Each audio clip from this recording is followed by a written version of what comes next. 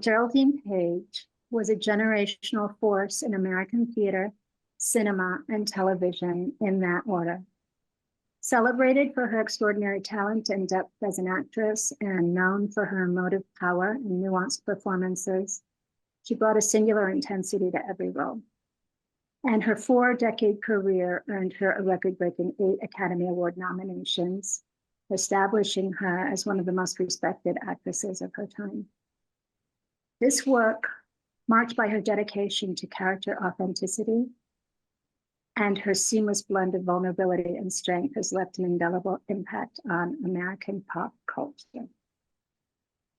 That's my little description. Thank you. Thank you, Angelica. I would have to say that as a fan, one of the things that a word that I want to use that Truman Capote used, who was a big fan of hers and worked with her a couple of times, he used a word about witchcraft, witchery. And I would say that her transformative powers and a lot of performers turn away from evil, looking at evil, because it doesn't reflect well on the character or themselves. And I think that one of the things that completely stands out about her work is her ability to look at it and embrace it, that evil was as much a part of our being as love. So I love her intelligence and her not turning away from the very hard fact of who we were. Thank you both. And Estelle, welcome. So great to have you here. Thanks, I'm sorry. No worries. At another meeting. That's all right. It's great to have you here. This is an incredible trio, and we're just beginning. So I want to turn to you, Estelle, and I would note, joining and by way of introduction, IMDb says of Estelle Parsons, and I quote again, that she is, quote, charming, witty, and immeasurably talented. And I think that those are great words to think about. I'm confident that with your presence and together with Hilton and Angelica, this is going to be a charming, witty, and immeasurably talented hour together. But Estelle, if you might, for people who are new to Geraldine Page's work and legacy, I wonder if you could just describe who she is to you. Oh my gosh. Yeah, well, in real life, I found her kind of difficult to get along with. If I ever wanted anything from her, she would kind of, oh, well, it was very hard to carry a conversation. Everything had to go exactly her way. But I do want to say the most important thing for me was she once did with, I think, Susan Strasberg, the scene from Romeo and Juliet. Of course, Susan was playing Juliet, and Geraldine was playing the nurse. Do you know the story, Angelica? Don't. No? No. Oh, well, anyway, this is in session at the Actors Studio. You know, we have these sessions Tuesday and Friday from 11 to 1, and people bring in what they want. And Susan was just kind of beginning her career then. And I don't know whether Lee had asked Jerry to work with her or we were all just friends there. But anyway, Lee's comment for the day was that Geraldine was the actress she was because to her, Romeo and Juliet was a play about a nurse. And she was the star of the show. And he said, every actor should understand this. Got 3 lines or 3,000 lines. You are the star of your own show. And it, of course, was wonderful, wasn't it? Yes, that's a great thing to tell a young actor. Yes. Yeah. Angelica, you have returned in this centennial year to your play, Turning Page. And I wonder if you could, since this talk today is one of a number of different endeavors for the Centennial, including, very importantly, the return of Turning Page to the stage. I wonder if you could talk a little bit about that work, its genesis, and its new life in this centennial year. Yeah, sure. So Turning Page came about out of my frustration that after my mother's death, years and years and years had passed. She died in 87, and she had waited. She had an autobiography that she did not complete. And she told me she really wanted her story to be told, to inspire a future generation of artists. And that she wanted everyone to wait 7 years before anyone started working on the project because she wanted everyone to get perspective. She didn't want to be canonized. So I waited 7 years and just expected at that time I would be able to 7 find years. someone. Listen, just let me say one thing. This 7 years, she's telling you, came from Lee too, that he felt that it took 7 years to get your whole, your violin inside your emotional apparatus. It took 7 years to make these things playable, right? Or however you would announce it, right? Yeah. Yeah. Mhm. Yeah. Yeah. She and so I waited 7 years, and I then just expected that of course someone would step forward to help me finish the project or want to write a book about her. And by the time we got to 2011, it wasn't happening, and I was like, I don't know really what to do about that. I was starting to finally get a little frustrated, and I stumbled across an old dust-covered cassette that I had forgotten about in storage of a psychic reading that I got in 2000. So it was 11 years before I stumbled across the cassette again. And I played it, and it picked up in the middle of the tape, which was kind of weird, right at a spot where it said, your mother's telling you that she wants you to write it. And so I said, well, I have no idea how to write a book. I'm not a writer. Like, I don't know. I wouldn't even know how to write the first page. And the psychic said, your mother's saying to me that, do you know of such a thing as channeling? And I was like, well, yeah, I have been playing historical characters who have since passed on. It's kind of my thing. And different people had suggested that I do my next one-person show after the one I did about Sylvia Plath, that I should do one playing my mother, which I thought was a completely crazy idea and really even too weird for me, which, you know, I love weird stuff, but that was going too far. But I decided why not just, it was such a strange idea and so challenging that why not go in there and see what I found. So that's how I started working on the play.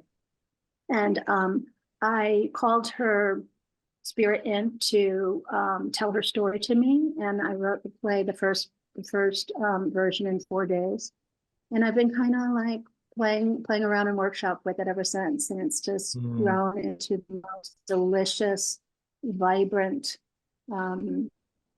project experience. It's been really, really super fun working on it, and really fun to go back to it. I Thank you. remember the text. The text begins with a very funny story about your mother's annoyance. When I first read the text of, you know, she had longed to be in a comedy, a Woody Allen comedy, and she got the script, and it was this great tragedy, and she was very annoyed not to be able to play tragedy. And I have a question for you, Angelica. Often with singer friends of mine, great singers, tell me that sad songs are the best songs to sing because they fill you up with emotion. This is a question for Estelle and Angelica. Is it the characters in a comedy or drama? Is it the character does the character fill you up in a different way?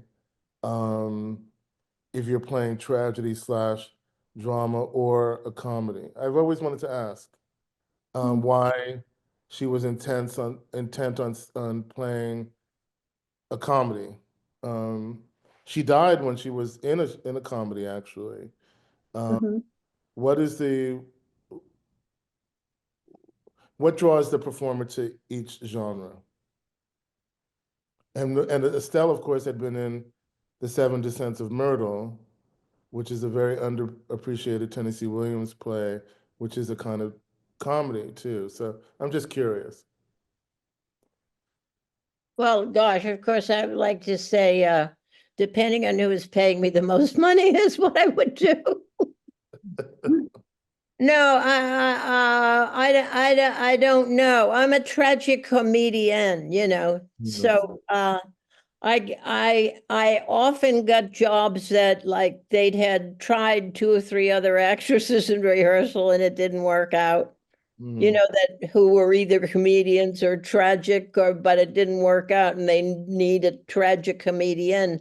So it turned out that I was part of a small number of women on a list who were capable of doing this kind of material, you know?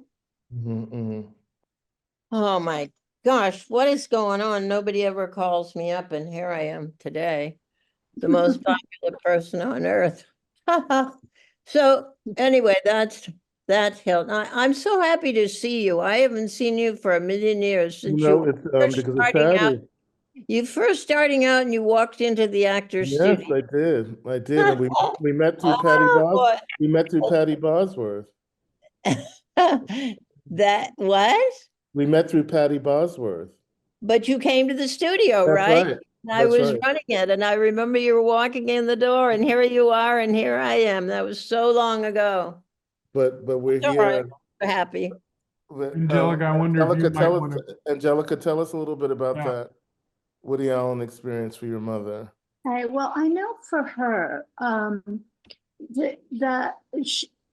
she longed to do more comedy because that was her background in summer stock.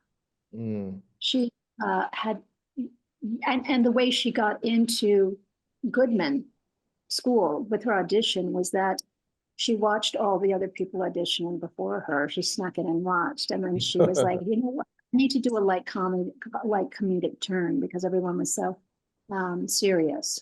And so for youth, she got a lot of her jobs by taking that tack when coming in to get a job. And so she really loved comedies, and she started to as her career started to grow, as she matured, she was known more as a dramatic actress, and she had some frustration with it. Her frustration with interiors, from what I understand, is she never got a script ahead of time, and she didn't it's going to be a drama. So she signed on because she had loved his comedies, and she was really excited to do something that was going to be really perhaps let her go broad, like her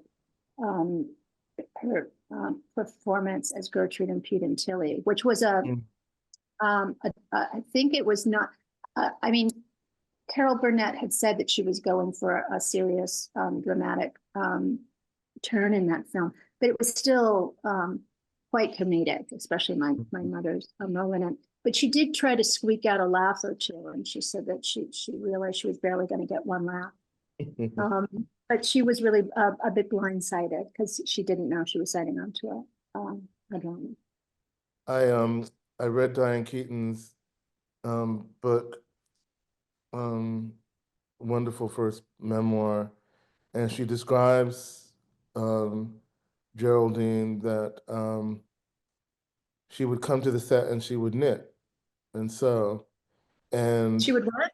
She would have things to sew or knit. Oh, knit, yes. Sewing probably. I don't know if she knit, but yeah. And she said that Woody would give her direction very carefully, and she would ignore it and do what she felt was correct about the character. I'm very interested in her. Tell us, can you guys talk to us a little bit about her relationship to directors? I know she loved Lee, no, Estelle, or? I think so. They were very close, and I was just a little bit too late to know all of the things that happened there. But a story that everybody told at the studio was that Jerry liked to use her hands all the time, and Lee kept trying to get her to stop using her hands all the time. And then finally, he tied her hands to one of the posts and made her do a scene with her hands tied to the post. And that supposedly helped cure her of this need to use her hands. That's very funny. I was wondering, in reading something like Jose Quintero's If You Don't Dance, They Beat You, a wonderful memoir, they really kind of discovered each other for Summer and Smoke and took off from there. Do we have any information, Angelica, about her relationship to Jose? Yes, so one of the things that we have in the archives, which just got returned to me recently, was the unfinished autobiography. My mother had started but wasn't able to finish before she passed. And before the year before she died, she had given quite a few things, including her Oscar and her diaries, to quote someone for safekeeping. And none of us ever knew who she had given these things to. In 2018, the man she gave the items to passed away, and he left instructions for the items to be returned. And so with that unfinished autobiography, I was able to go back into the book that I've been writing that was based on the play, right? I used the play as a skeleton to start actually finally working on the book. And when the unfinished autobiography came to me, I was able to take all this, it's like 32 pages maybe, of direct quotes that she had written. And most of it, quite a bit of it, is about Summer and Smoke and about that experience and her working with Jose, who she knew from Goodman School, actually. And they reconnected in the Village in New York. They found each other. He saw her through a window of a coffee shop in the Village. And he had just started circling the square of Ted Man and invited her to come work. They started, the first production they did together was Yerma. She played the pagan crone. And the second play that they asked her to do was Summer and Smoke. She loved working with him. And in particular, the way that he would encourage her to use props. He would leave props around the stage and for her to find, which really helped her with her process. And she also said that she thought she knew everything there was to know about Tennessee Williams, for instance, his plays. And so she would say what she thought about the scene she was working on. And then she said that Jose would say, yes, and also what about this? And then he would say something else about it. And she was really annoyed that she hadn't thought of that first. But they had a really, really great time working together on that play. And she also really appreciated that he directed through suggestion and never through direct direction. Can you give me an example when you say directing through suggestion? I think that from what I'm gathering is that he would have a conversation about what might be going on in the scene, rather than saying, I don't know. I personally have had an experience where a director not only gave me a line reading, but got up, put on my coat and glasses and played the part, showed me how to walk. No. No. Only had one experience like that. No. So yeah, so from what I'm gathering is the notes were never they were gentle and they were inspirational, and really he would talk in a way about whatever scene they were working on that would help her to come to her own conclusions, but that kind of broadened the aperture for her. I'm wondering about this because you're both great actresses. I've always wondered, I have a fundamental question. Estelle, you can, because you're a great actress, what do you think of the qualities that you see in great actresses, Estelle? What are the qualities that make them great? I'm thinking of someone like Kim Stanley, which is another time that I saw you was at her memorial at the Actors Studio. And what is it about they have a kind of intense relationship to understanding narrative and how the story changes and develops. But Estelle, what would what would the qualities be that you, as the director of the Actors Studio, just as an actress and a performer, what characterizes that person? I think that real actresses always seem to be themselves. The transformation is so different from people who I think I'm talking about method actors, but there are two things. There's the external in and there's the internal out. And the people who work with the internal seem to be themselves all the time. They never seem to turn into somebody else. And then all of a sudden, the play works because but when Kim Stanley would come on the stage, I'll never forget, I used to sit on the stairs, I'd second act and sit on the stairs. And she'd open the door, walk in, and she'd sparkle. Now, what are you going to do with something like that? And how on earth did she even know she was going to sparkle? But she would open the door and walk in and she'd sparkle. I'd have to keep repeating it at my advanced stage now because that's all I can say about it. And I don't suppose she could do anything about it. It's a huge, huge, huge gift. There's no other word for it, Hilton. You have that gift or you don't. And if you have that gift and you're on the stage and the audience is sitting there, you're going to sparkle. Yeah. I was remembering this, Angelica, because of when your mother played Sook Falk in A Christmas Memory for Truman Capote. He said he couldn't look at her because suddenly she was the person who had raised him. She was suddenly Sook Falk. And that kind of alchemy James Baldwin talks about in his wonderful essay about Geraldine Page. And he was working as a kind of, not an intern, but as a protege of Kazan's on Sweet Bird of Youth as an assistant, Right. Yeah, he was learning about theater. And he said it's very ephemeral. He doesn't understand it, but he couldn't see how in Sweet Bird this lovely woman from the Midwest with an open face was right. going to Open face. I remember that. was going to become this harridan. And then she was. How do we can't really explain alchemy, I guess.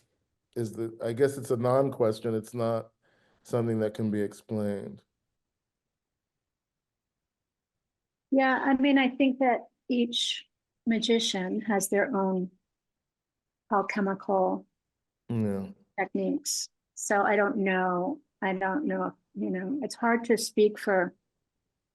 I just watched Christian Bale in Vice again. I loved him in that movie, and I was just like, again, I was just sitting there staring, and I'm like, how did he do that? I don't know.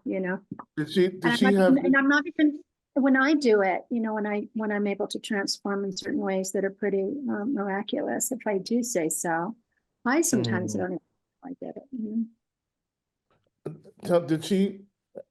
Did she have a lot of confidence from the beginning? Your mother?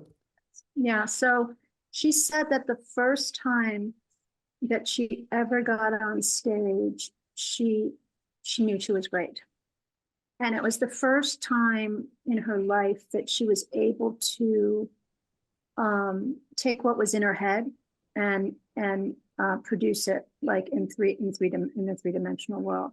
She wanted to draw, but she wouldn't go to lettering class. She wanted to play music and she wanted to play a concerto right off the bat in piano classes, and she couldn't. But with acting, she said the minute that she stepped on stage, she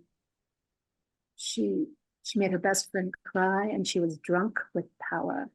She described her first experience on stage. That's really great. She was playing a villainess. She was just so she terrified it. She scared people just from that first yeah. That's what I meant earlier when I said that she wasn't afraid to she wasn't afraid of evil. that she looked at evil in a way that was really kind of startling. If you think of any number of roles where she is complex and to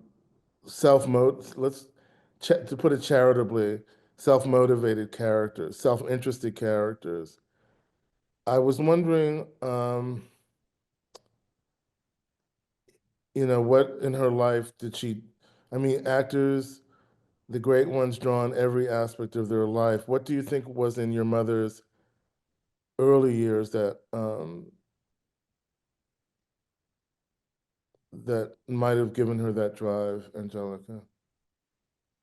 Well, I know that when she was about 16 or 17 years old, she decided she was skinny, awkward, standing too tall, bespeckled with a thin voice, and freckled beyond comprehension is the way she described what she was kind of this ugly duckling that she was turning into. And by 16, she was, she also described herself as pathologically shy and was invisible when she walked into a room.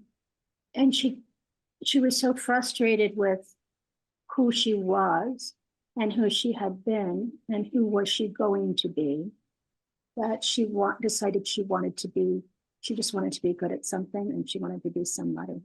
And, she started, her father used to take out 10 books every week from the library when she was little and read her all the biographies of all the greats.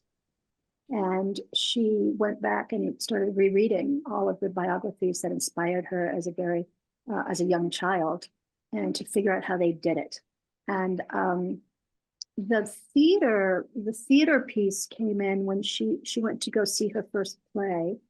It was with the Young People's Society of Englewood Methodist Church that her mother forced her to go to. Her father was an agnostic bordering on atheist, but her mother was a churchgoer and made her go to church on this Young People's Society. And she went to the Goodman Theater and saw a Pirandello play called Bright You Are If You Think You Are. And she didn't know there was such a thing as live theater. She loved the movies.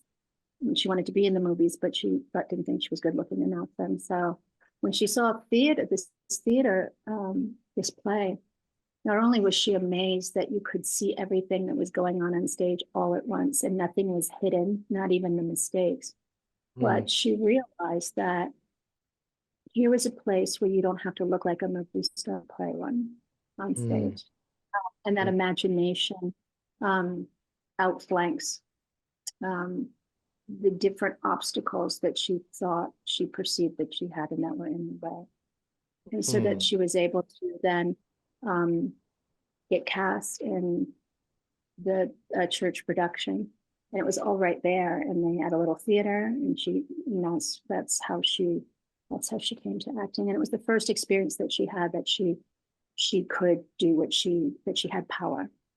And that she was good at something.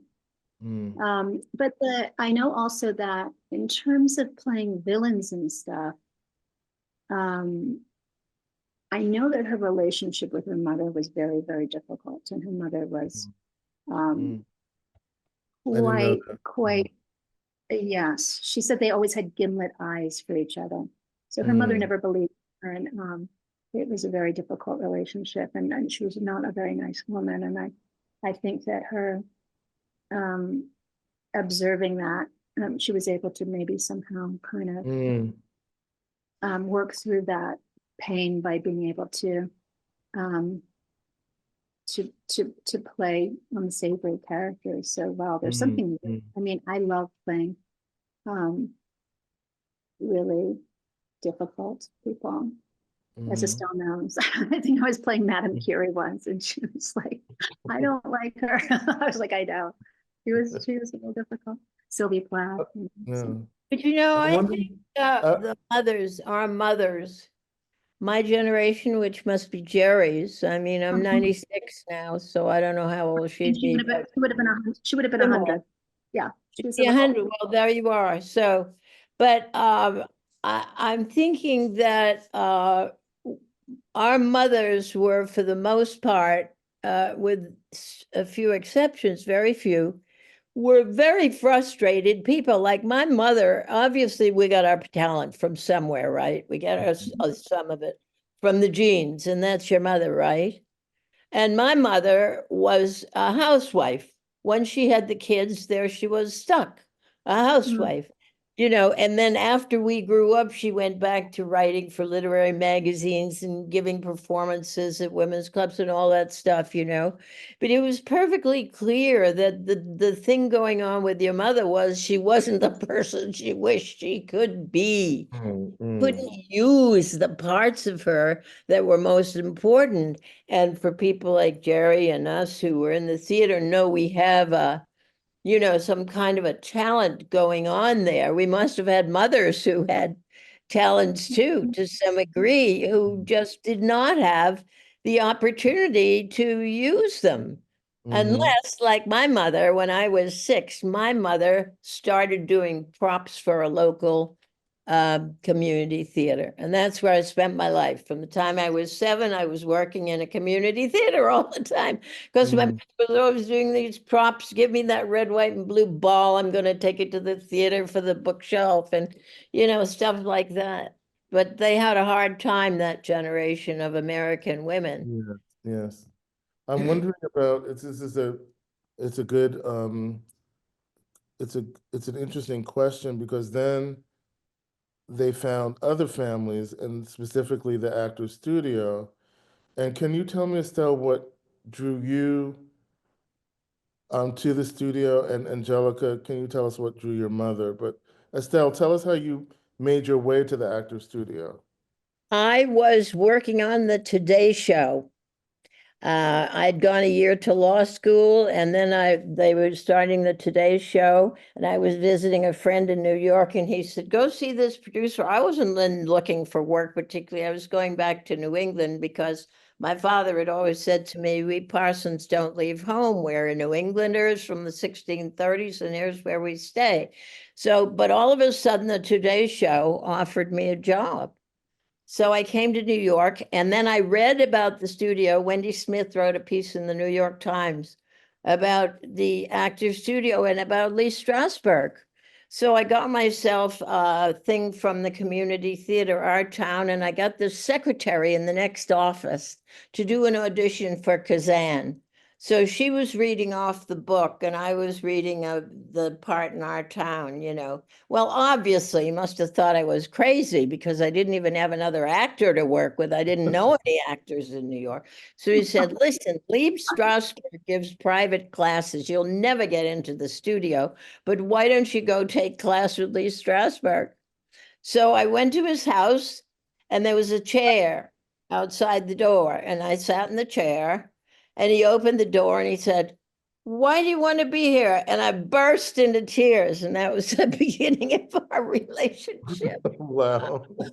Oh gosh, what a life. Wow. Wow. And how did you how did your mother find her way to the Actors Studio, Angelica? So when she first came to New York, she had 3 years of training at the Goodman School, and then quite a few years in summer stock. She and her favorite teacher, Bella Itken, and 11 cohorts, all shipped in $35 and created their own summer stock theater called the Lake Zurich Playhouse. And when she got to New York, she had started coming in the winters and trying to kind of poke around and see what kind of work she could get. But she thought she knew it all at that point. Her performances were very slick, and she could play anything. She was playing grandmothers. By the time she was 17, she was already playing grandmothers. So she had played all these different character parts. And a friend of hers in New York, another actress, I think from Lake Zurich, I think her name was Penny Moran, I think, was studying with Uta Hagen, and asked her to come to, said, maybe you want to come to class. Jason Robards was in the class and a bunch of other really interesting people. And she said, oh, is this one of those method teachers? She said she had a big chip on her shoulder. She's like, they think they have the keys to heaven and they don't do anything and they think they do everything. And Penny said, well, why don't you just come for laughs? Just come, you don't have to, just kind of come up, check it out. And she was that first, so she started studying with Uda for probably about 3 years before she met Oh, Lee. wow. Wow. I didn't know that. 2 or 3 years. So I think she started in 49 or 50 with Uda. And then it was just after Summer and Smoke hit the scene is when she started. The earliest evidence I have of her being at the studio is in 52. That's when James Dean was made a member, and that's when they had started their friendship. And she, from what I understand, was a scene partner for 4 or 5, I think 5 different scene partners who had asked her to help them with their auditions. And so that's, from what I understand, that's how she became a member, is because she kept auditioning. She wasn't auditioning herself, but then finally, when there was enough work seen, that she was invited in. And that's what I heard, and that's what I read. And I forget which book it is. It might be Foster Hirsch's book. Estelle, I forget the name of that one, but it's one of the Actor Studio books. There's a great story about I always love reading any stories about Tennessee Williams and actors because he loved actors. And I wanted to ask both of you, because you're both, Angelica, your mother, but Estelle identified with Kingdom of Earth, which I love as a play, Seven Descents of Myrtle. Estelle starred in, and then of course Miss Page starred in Summer and Smoke. These were early parts in your career. Estelle, how did that happen for you? Well, he had asked everybody else and every other actress in New York to do that play, and none of them would do it. It was a very faulty play. The Seven Descents of Myrtle. It was called Kingdom of Earth, yeah. And I think I think I can't discuss it here. It's not appropriate sexually, but what that play was about. But anyway, it was a very faulty play, and all the best actresses in New York didn't want to do it. But I was not in that category.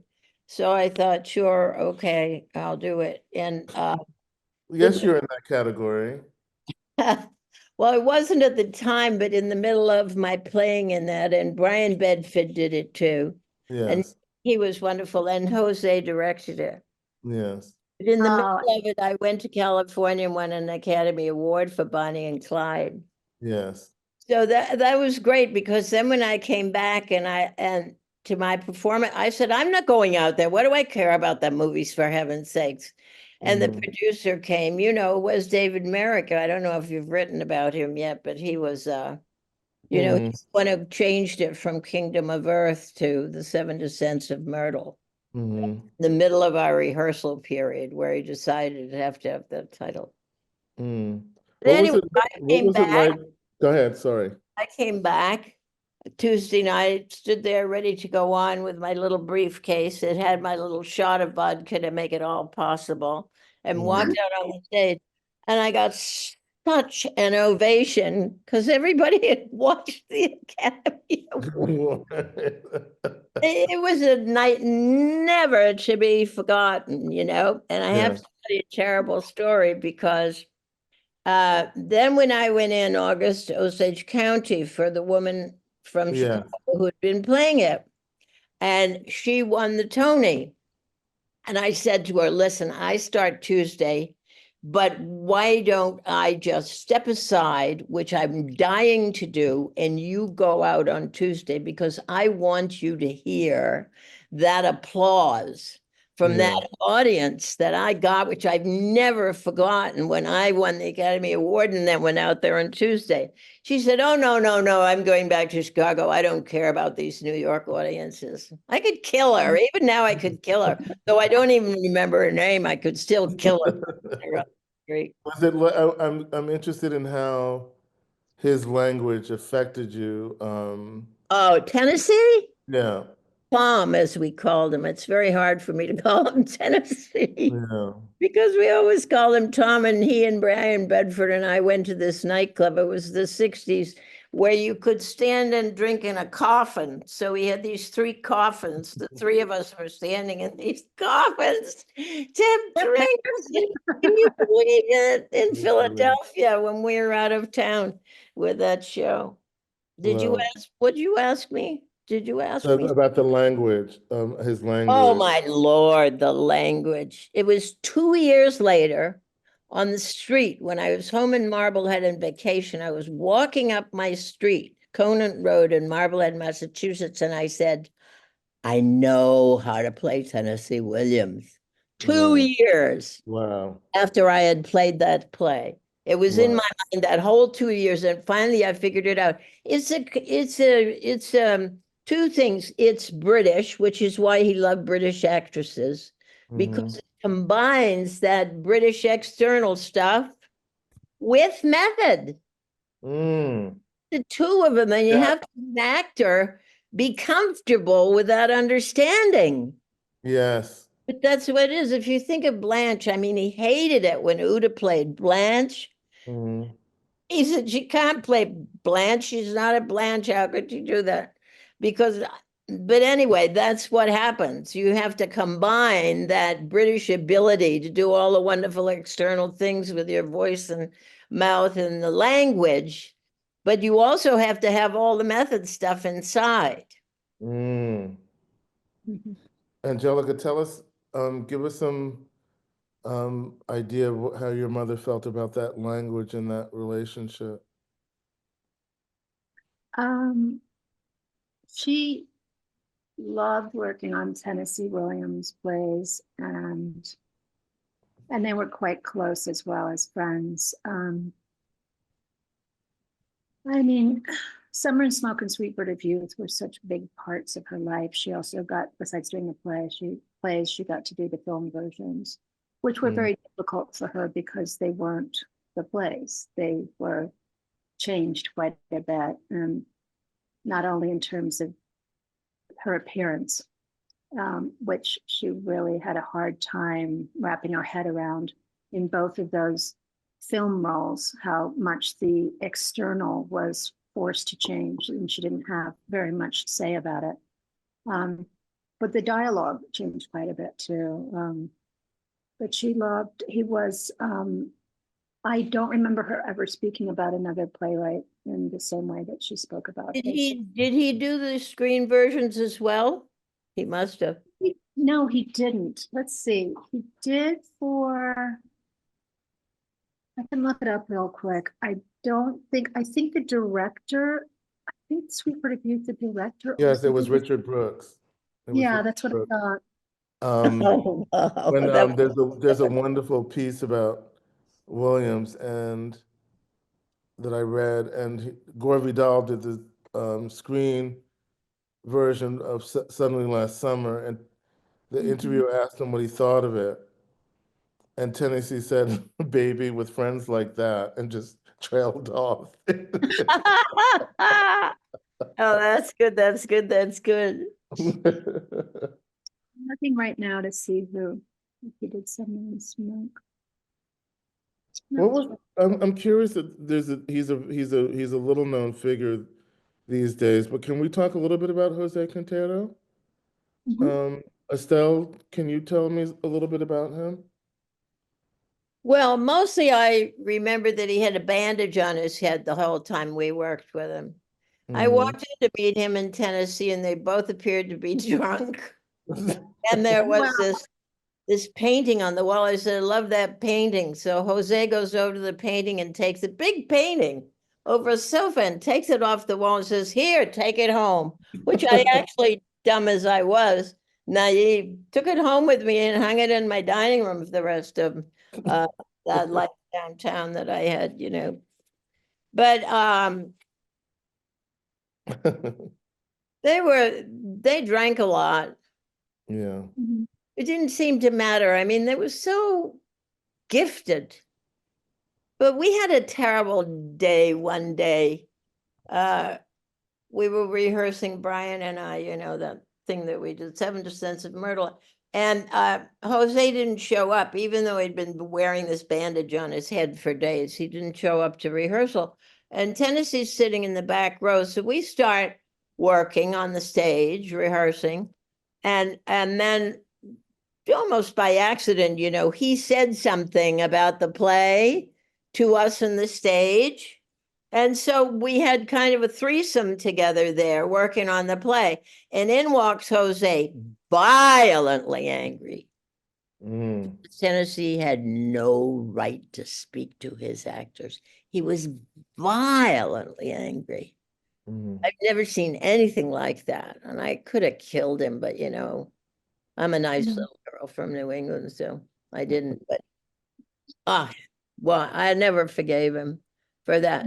Particularly to Tennessee, he was so vulnerable. You didn't want anything to touch him. He was just so vulnerable. You wanted to take care of him all the time.